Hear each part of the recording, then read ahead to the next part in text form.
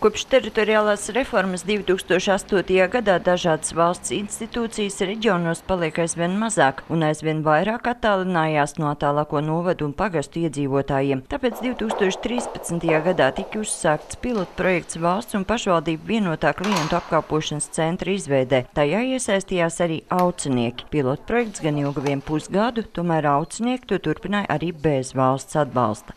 Projekts beidzās, viņš gāja 6 mēnešus jūnijā, bet gan tajā projektā no mazajām vidējām pašvaldībām piedalījās 2 pašvaldības. Piedalījās mūsu pašvaldība Aucis novads un piedalījās Roja. Mēs it kā pat nepārtraucām šo darbību. Tad mēs turpinājām ar tām valsts iestādēm lielāko daļu no viņām, ne visām.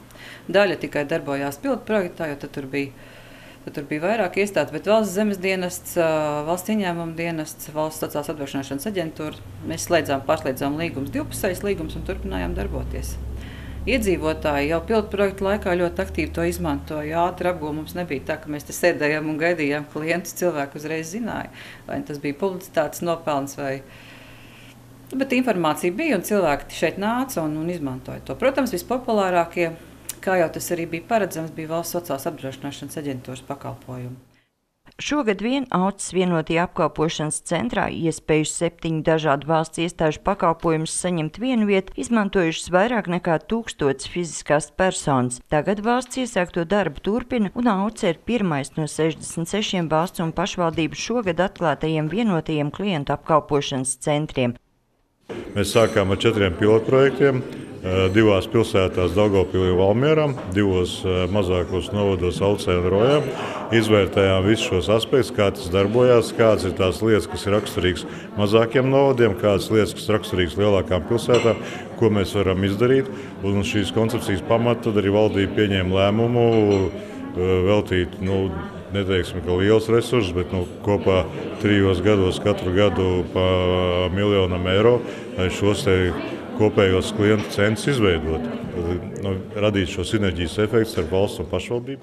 Šobrīd visiem vienotajiem klientu apkalpošanas centriem kopā gadā paredzēts valsts finansējums €1 miljonu apmērā. Šobrīd valsts ir atbalstījuši, šogad mēs esam sanitāros mezglus izveidojuši arī, lai invalīdu piekļuva būtu iespējama.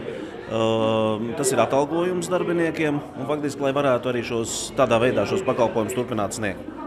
Bet vai šāds finansējums uzturēšanai būs katru gadu, jeb tas ir tikai... Mēs redzam šobrīd 16. gadu. Es domāju, ka tās pašvaldības, vismaz tāda informācija, kas ir šobrīd saņēmušas, tām tā ilgtspēja būs šie daži gadi. Un, protams, tad vērtēs. Cerams, ka tas atbalsts būs. Tā vajadzētu būt vismaz. Pašvaldību lietu ministrs gan nav tik optimistisks. Finansējums paredzēts vien 3 gadiem, bet nākamais solis esot e-pārvalde. Pašreiz jau praktiski visi uzņēmumi strādā e-vidē. Ļoti daudz arī iedzīvotājs strādā e-vidē. Tas jau būs arī nākamais solis. Bet šī pārējais posmā, kamēr vēl ne visur tas ir iespējams un kamēr arī ne visi cilvēki pie tā ir pieraduši, mums jāatrod šis veids, kā iedzīvotājiem vieglāk savu